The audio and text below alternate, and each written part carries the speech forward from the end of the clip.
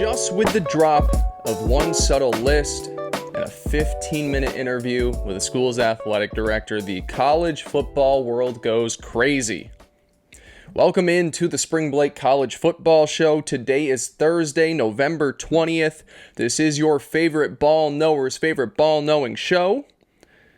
We are just a couple days away from week 13 of the college football season, a lackluster week. I'd call it look-ahead week. Not that many games.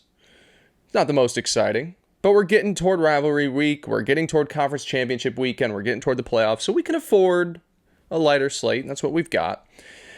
So we're a couple of days away from that. On today's show, we are going to do a whole lot of different things. We are going to talk through the latest college football playoff rankings that were released on Tuesday night. I got some thoughts on that. We are going to talk James Franklin heading over to Blacksburg, Virginia, to lead the Hokies for the 2026 season and beyond. We'll talk about impact within the program, within the conference, within the sport. We are also going to preview the light but necessary Week 13 slate. As of right now, I'm planning on just USC Oregon. I think that's the only one that really deserves our time. Maybe Mizzou, Oklahoma. We might get 2 game previews in here. On top of that, we might toss in some best bets. We're going to have a conversation, an honest conversation at the end of this show. We've been ice cold. We got to self-scout. We got to reassess the room. We got to figure out how to get some winners back onto this show. And as always, something that will not change. We'll have a whole lot of fun while doing it. So I had to look over. If you're listening, we're doing a new mic setup. I'm trying to come in at an angle so you guys can see the awesome tees that I'm wearing on the YouTubes. It's also easier for me to just read my notes when I don't have a microphone sitting in front of my face. So hopefully the audio is just fine on today's show. Before we get into everything we want to talk about, I always have to say it at the start of this show.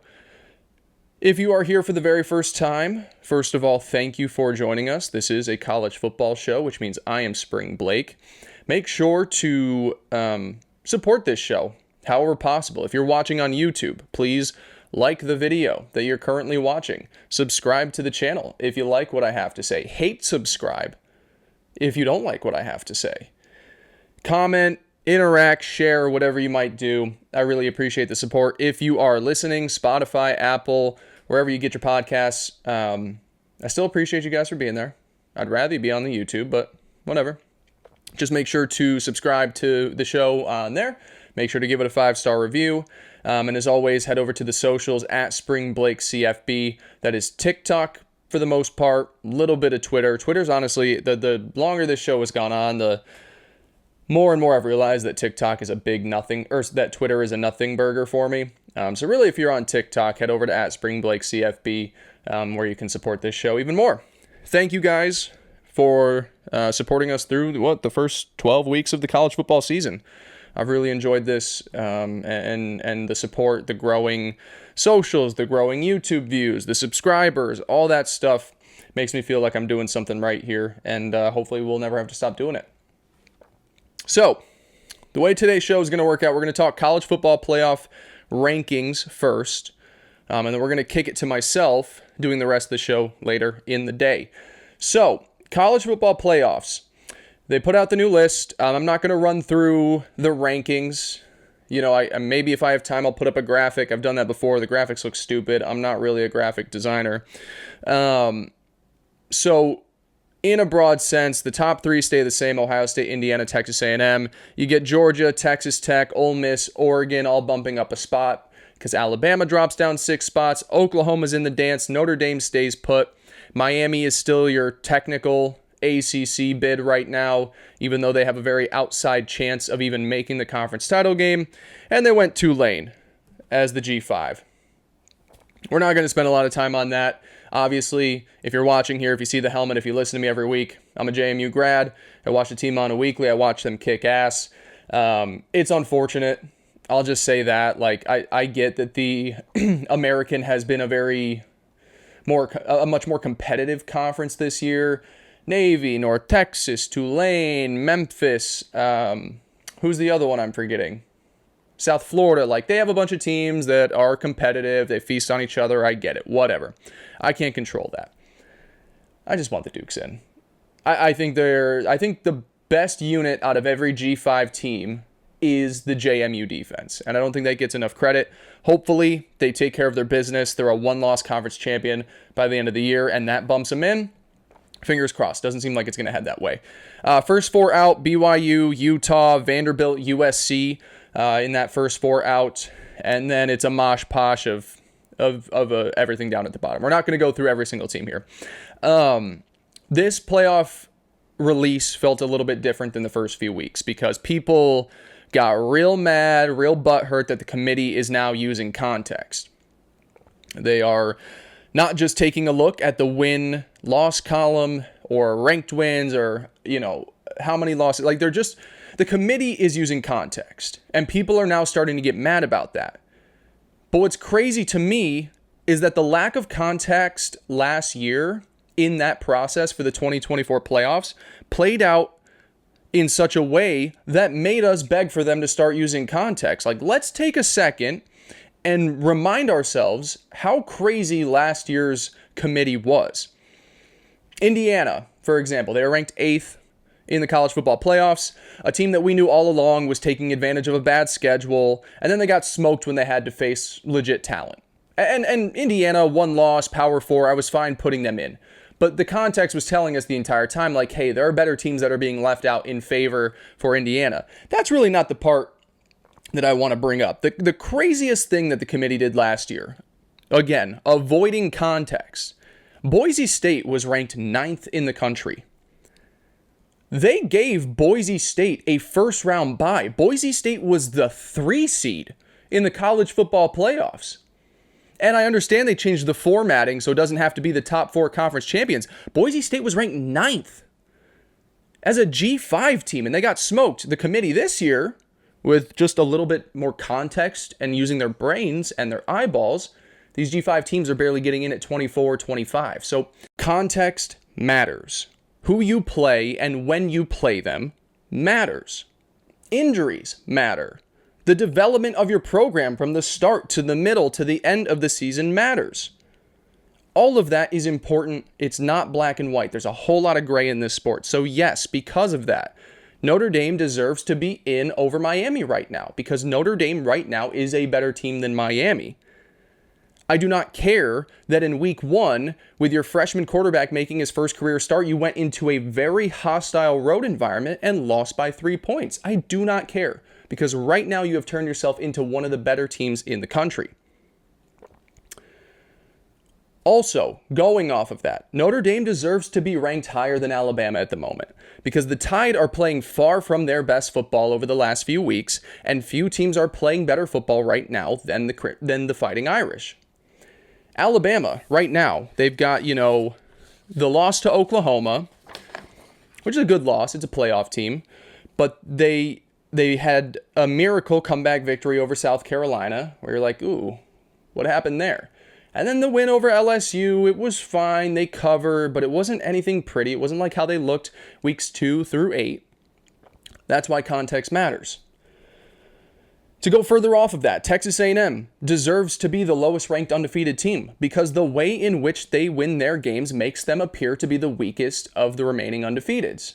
The way they handle teams like South Carolina or Arkansas or Auburn, they deserve to be below Ohio State and Indiana. And it's not just losses. Like, Oregon deserves credit for beating Penn State. Penn State was not and still is not a garbage can team. They still have one of the more talented rosters in the sport. And you've seen that play out recently in their games against Iowa and Indiana. Like, those results show you Oregon deserves credit for going in and beating Penn State when Penn State was still at their top, when they still had Drew Aller, when they still had James Franklin. That is a quality win.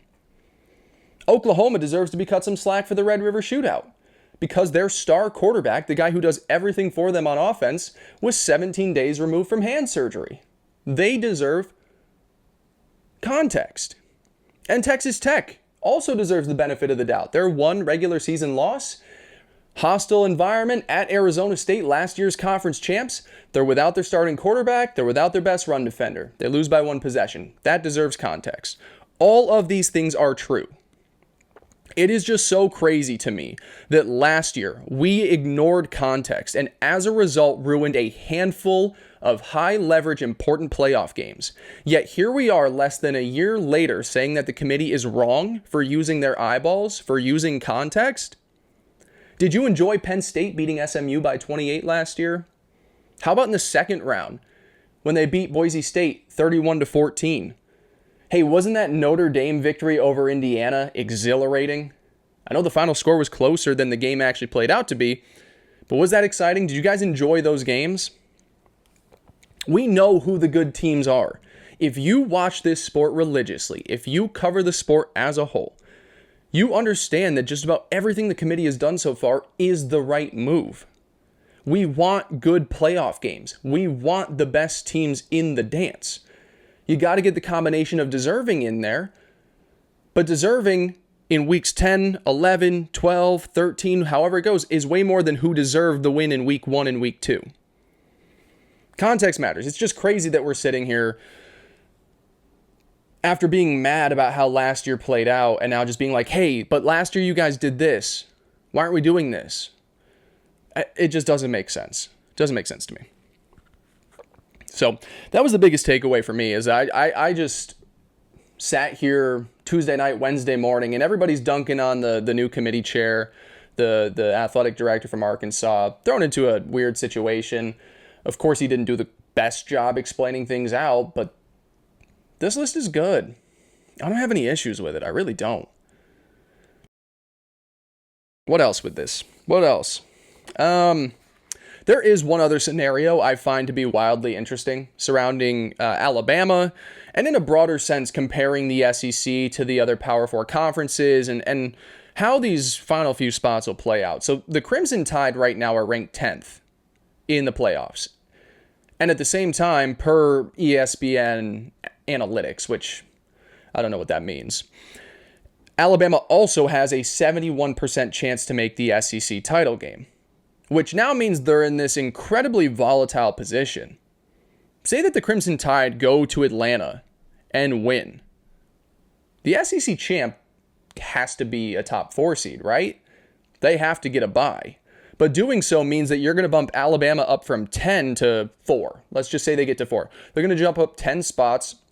They're going to pass a team that just beat them in Oklahoma.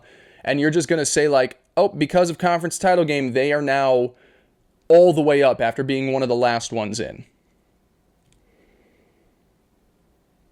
Are you going to do that? Are you going to skyrocket a team that high just because they won their conference title? I find it hard to believe that the committee would put itself in a position to not reward the SEC champion. Imagine that conference. Imagine the outcry you would hear if the SEC champion had to play a first round game. I don't see that happening. But what's even more interesting outside of Alabama winning the SEC is what if Alabama loses? What if they go to Atlanta and they lose to a Texas A&M or a Georgia? And then you're sitting there as a 9-3 team, just as last year. However, this time, one of those losses is to either, the conference champion in the SEC, a top 4 seed, either Georgia or Texas A&M. So you lose one game in the SEC title game. And then one of your other losses, the most recent one, the one that, you should take into account. I personally would ignore week 1 against Florida State because I'm also choosing to ignore Notre Dame, Miami. But another loss would be to Oklahoma. Last year, in the college football playoffs, you'll remember correctly, the committee didn't punish teams for losing conference title games. They even used it as a reason to keep teams like SMU in. But last year is not this year. Just because they did something in 2024 does not mean it's the standard moving forward. This year, we are clearly not keeping the ACC runner-up in the college football playoffs. Hell, they're even lucky to get their conference champion in. And I've been very set in my ways for a month now that the Big 12 runner-up shouldn't be in unless it's Texas Tech. So that being said, does that same rule apply to the SEC if it's Alabama who's sitting at 10 currently? Would the playoff committee really punish the Crimson Tide, one of the biggest brands in the sport, one of the best teams we've seen all year, because they played an extra game against another top 4 seed? And then if not, At whose expense? Let's play out a hypothetical. Everybody's doing hypotheticals. This is the best part of the playoff world, I guess, is doing these hypotheticals that eventually will all play itself out. Let's just say in this hypothetical that we get BYU to win the Big 12 title and Alabama loses the SEC title game. That means that final at-large bid would come down to 3 teams.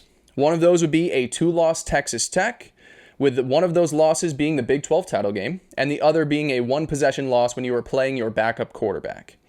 You would also have a 2-loss Notre Dame, with both of those losses being to ranked teams, and in the first 2 weeks of the regular season, first 3 weeks, first 2 games they played. And then the third would be a 3-loss Alabama, with 2 of those 3 losses being to other teams in the college football playoffs, and one of them being to the conference champion in the title game. Alabama would have 4 ranked wins. Texas Tech would have 3 ranked wins, and those are by an average margin of victory of 23 points. And Notre Dame would just have 2. I think Notre Dame's the odd man out. I don't think you can punish teams for losing a conference title game. I do think you can punish teams for losing a conference title game, but not when it's at the expense of a team that doesn't play in a conference. This is a doomsday scenario that might actually play out nicely for the playoff committee. If BYU can win, or we could say BYU or Utah, whoever goes and plays against Texas Tech in the conference title game, if they go and win that game, it might be their saving grace, because you can leave out Notre Dame and Miami and avoid that conversation entirely. You give the final 2 spots there for I guess you'd still have to choose between Alabama and Texas Tech at that point, but at least you could leave Notre Dame out. Would there be 2 spots left? Am I losing my fucking mind? You'd have 2 spots. Yeah, you'd have 2 spots for those 3 teams. What am I doing? I don't know what I'm saying right now. That's crazy. So you'd have 2 spots to put those 3 teams in. And yeah, I think Notre Dame's the odd man out. And because of that, you avoid the Notre Dame, Miami. Like, how could you put in a team that lost to another team that you're leaving out? So you avoid that conversation. You don't punish Texas Tech or Alabama for losing their conference title games. So it might be a doomsday scenario for Notre Dame, but it might be a blessing for the College Football Playoff Committee.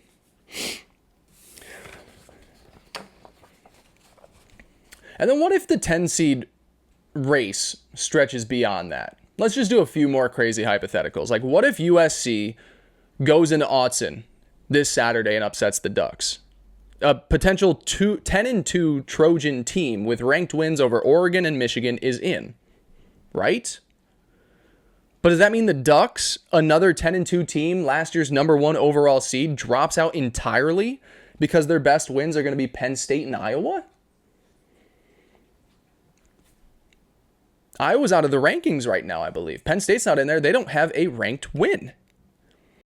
And then what happens if a 10-2 Vandy is sitting there with ranked wins over Mizzou and then Tennessee at the end of the season?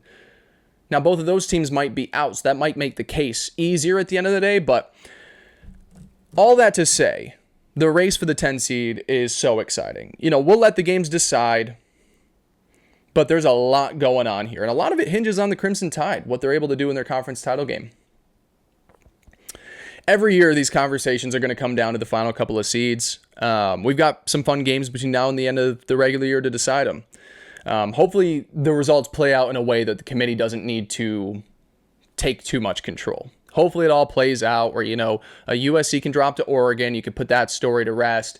Maybe Vandy trips up or Tennessee and Mizzou fall out of the rankings. Then you can, you know, put their nice 10-2 season to rest. Maybe BYU and Utah just continue to flail out so you don't have to worry about a second Big 12 team. Like, there are certain situations where it's fine, but it's interesting. Interesting to say the least. All right, we're going to take a break here. We've got, like I said, we're going to kick it to me later in the day. We're going to talk James Franklin at Virginia Tech. We're going to talk USC, Oregon, and we might do some best bets if between now and the time of recording that I can figure out some winners. So cool. Let's take a little break. Talk to you guys in a second. Balake. Where is Balake at? I lied to you. I lied. Different shirt, different day. Hopefully not a different setup. I have to move stuff around all the time. But regardless, I didn't cut to a later in that day. It's Friday now. The show's coming out on Friday, November 21st. But I don't know what you want me to do. I got a life to live. We did switch the shirt because I realized I was wearing a Washington shirt. If you listen to this show, wow, this is a really hot start, Blake. If you listen to this show, none of what I'm about to say matters. If you watch on YouTube, you'll understand what I'm saying. If you follow on the socials, you'll understand what I'm saying. In the first half of today's show, I was wearing a Washington Huskies cutoff. I had to take that off because we are about to preview Oregon USC. And what I've come to find through doing this show is that I can't wear shirts that have any bit of relation to what I'm going to talk about on the show. And the reason being, and we've spoken about this before, this show does best on social clips. This show hits its highest numbers, its views, its likes, all on TikTok. And because of that, the people that are seeing it on TikTok are not familiar with the show. They don't understand that I just like college football. I cut the sleeves off whatever t-shirt of whatever school I find, and I put it on before I come and speak in front of a camera.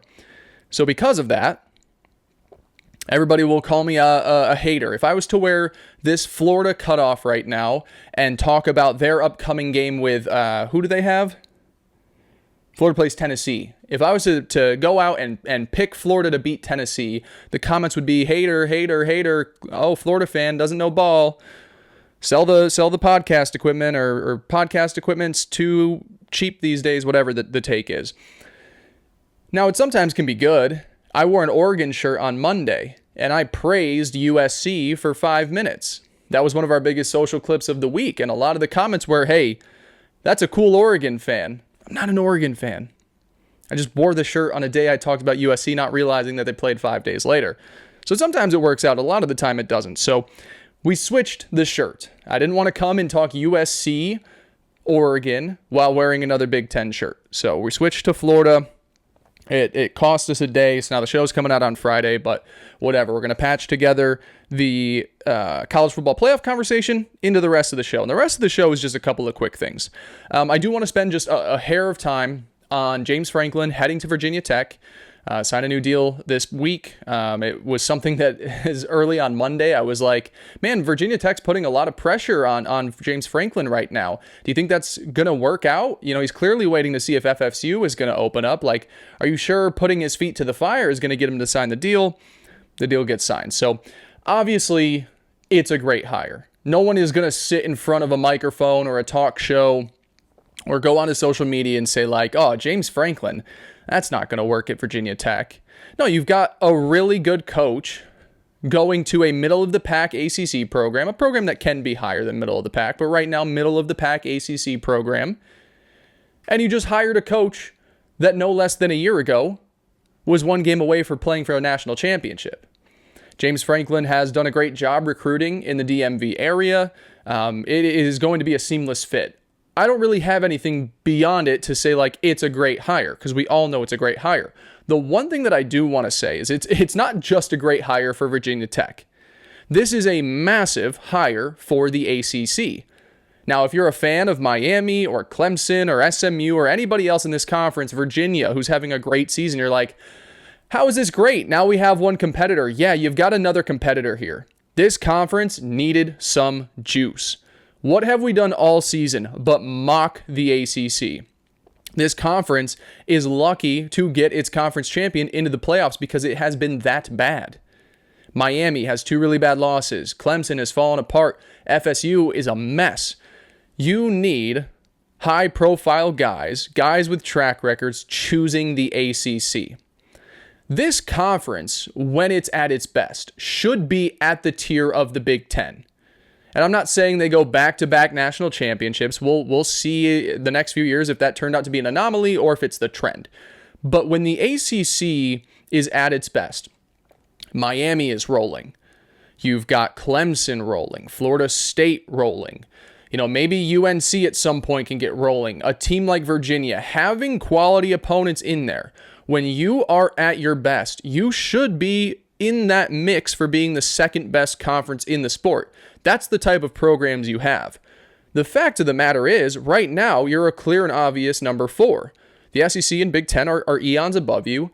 And even this year, the teams at the top in the Big 12 are far better than the top of the ACC.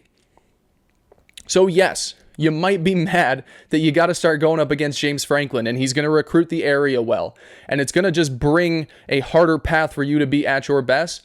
But thank God that you have a conference now that has a little bit more to it, a little bit more fight, a little bit pizzazz. You know, this is a conference now that can hopefully try and steamroll some things to where if FSU can hit it right, if Clemson can rebound, if Virginia Tech turns into a conference title contender under James Franklin, which it should pretty quickly, all of a sudden the ACC is on better standing. And it needs to be, because if this continues on for the next few years and the ACC is just this clear and obvious number 4, not only are you going to have a tough time convincing the committees and the world that you deserve to have teams in the playoffs, you're at risk of losing a Miami or a Florida State or some of these programs when new TV deals come up and it might be time for even more expansion. So I know if you're a contender in the conference, you're mad. If you're UVA, you're like, fuck, now we got to go up against James Franklin once a year.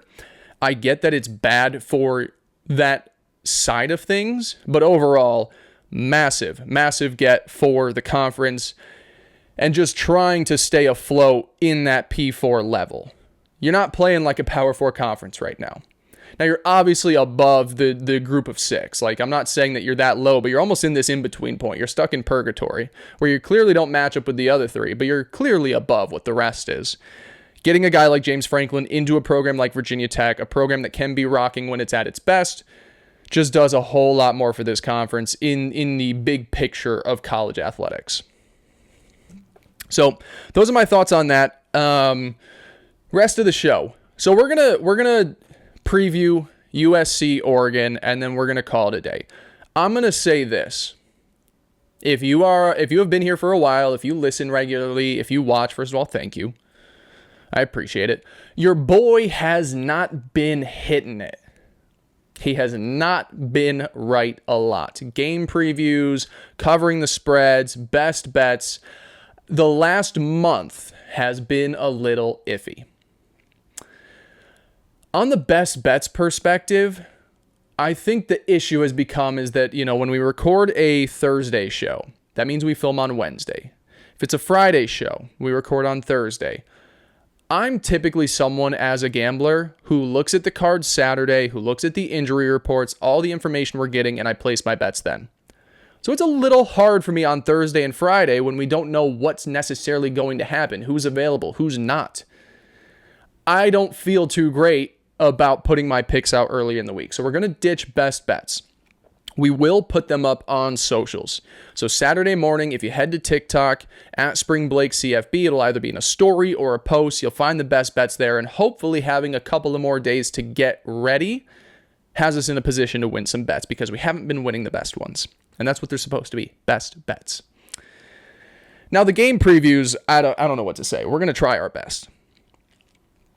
There are still games this weekend. Now, we're just covering one game. We're not going to talk Texas A&M's game against Samford, where they're projected to, I think, they're 54.5-point favorites. They're playing one of the worst teams at the FCS level. We're not going to talk Georgia taking on the 1-9 Charlotte program, or even Eastern Illinois heading into Alabama. Like, the slate doesn't really stack up. But we do have a fantastic matchup happening in Eugene, where Lincoln Riley is taking his 8-2 Trojans up to Autzen for a loser leaves town matchup with Dan Lanning's Oregon Ducks. The loser leaves town is an interesting conundrum. Obviously, if USC gets its third loss of the season, they are not going to be in the college football playoffs. I also believe if USC goes in and beats Oregon, and Oregon is a 2-loss team when it's all said and done, and their best wins are against Iowa in an ugly game, Penn State at the beginning of the season, Northwestern, they haven't put themselves in a position to guarantee themselves a spot in the playoffs, especially if the SEC is still thick, if there's 2 teams you get out of the Big 12. I think this is a loser leaves town matchup. So we've got a huge game here, a lot at stake. I am very curious to see with these two teams what statistics from them are lying to us and which ones are not. So let's try this out for measure. Oregon right now has the number 1 pass defense in the country. They have also faced passing offenses that rank 74th, 100th, 116th, 118th, 131st, and 132nd in college football. Now, they did shut down Rutgers, who has thrown the piss out of the football. I think they're top 25 in passing offense this year. Indiana came into town, threw for 215 on them. Penn State, if you want to go way back in the time machine, they didn't throw the ball particularly well in that game, but when they decided to open things up and stretch the field, you saw Drew Aller hit a couple of nice passes there, and a few plays you were like, ooh, is this a potential weakness for the Ducks? But the stat sheet shows that they are sitting here with the number 1 pass defense in the country.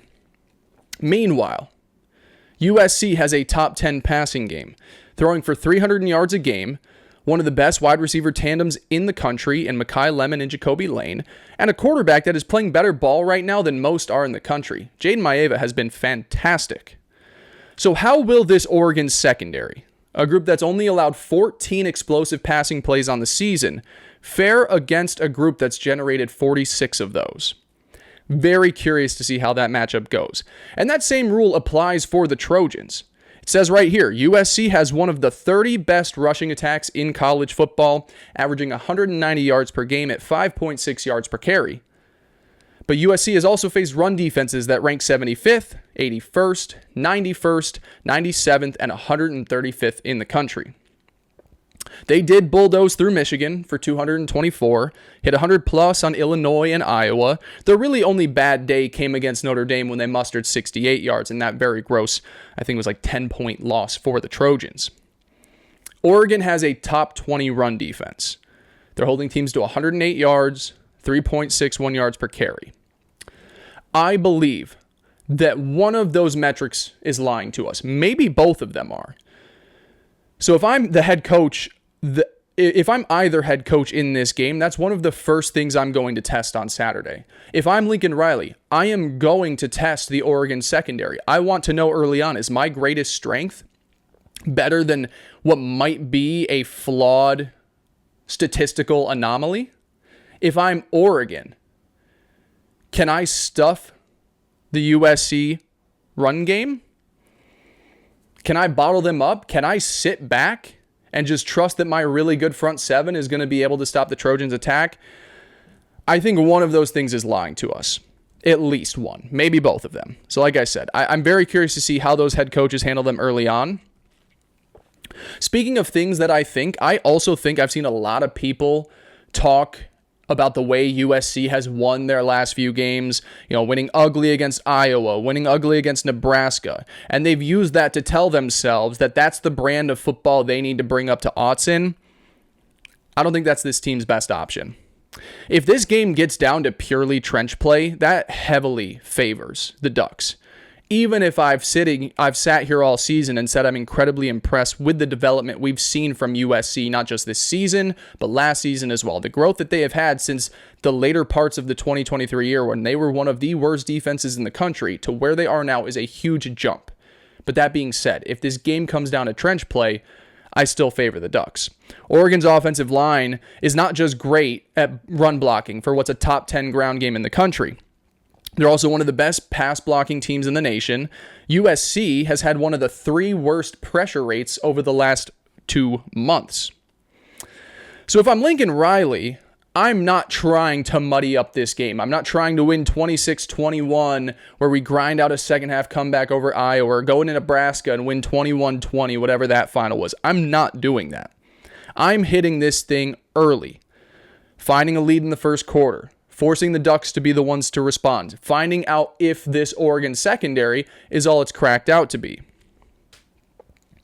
I remember hearing Shane Steichen, if you'll allow the Colts fan in me to pop by this show for a second, college football show, and talk about my favorite NFL head coach right now.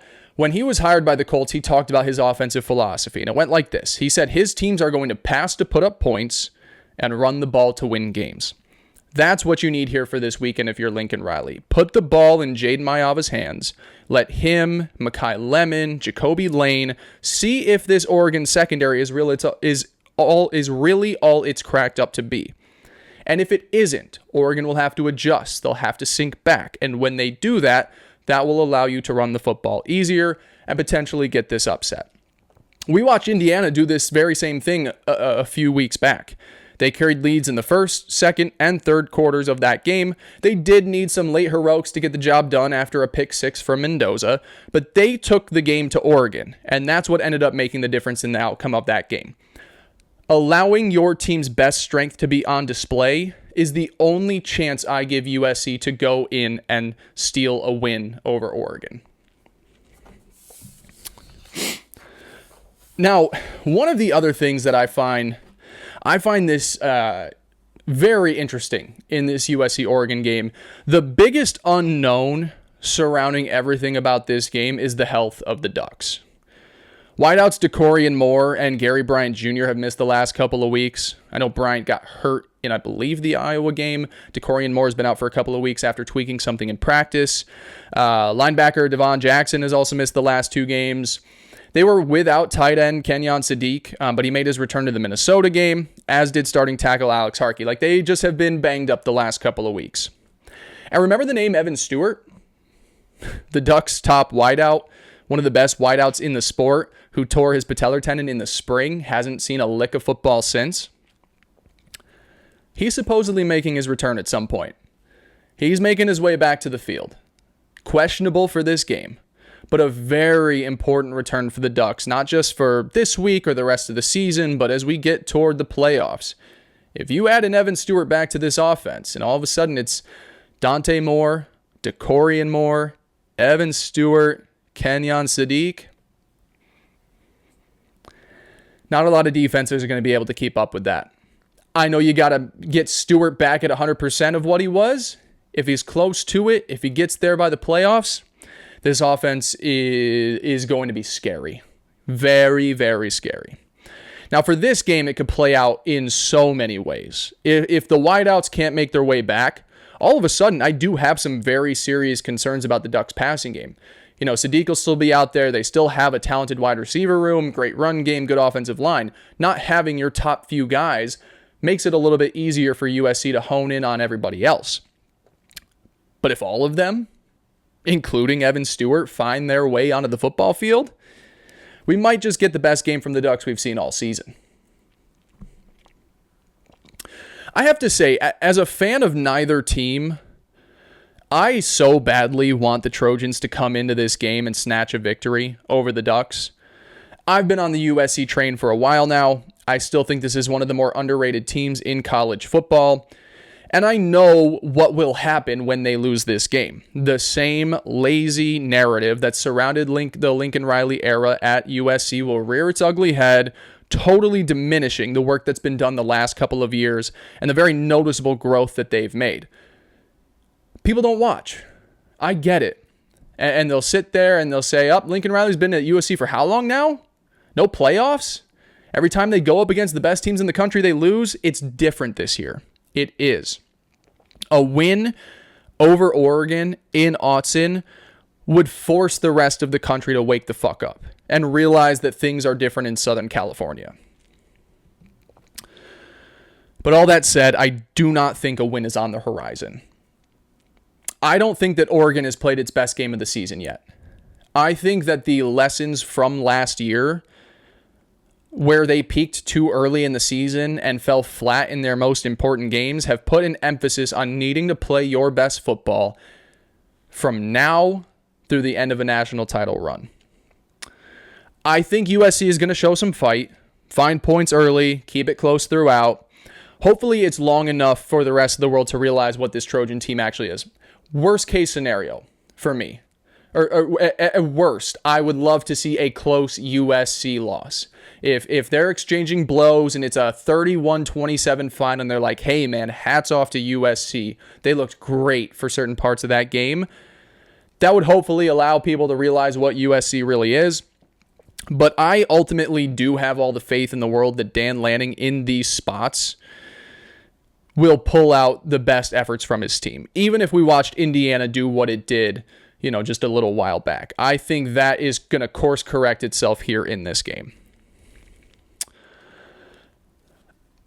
here's what we're going to do. So as I mentioned, have been really bad in picking the scores, the spreads, who's going to cover of these games. I had decided when I was typing up my outline, we were going to go Ducks win, Trojans cover, high scoring game, Oregon 31, USC 26. Now I was taking a shower before filming. I was like, hey man, you just want this to be a USC cover. You want this for Lincoln Riley. You want this to validate the growth you're seeing from this team. And that's my issue. I've been doing a lot of what I want when I pick the outcomes of this game. So we're going to do it a little differently.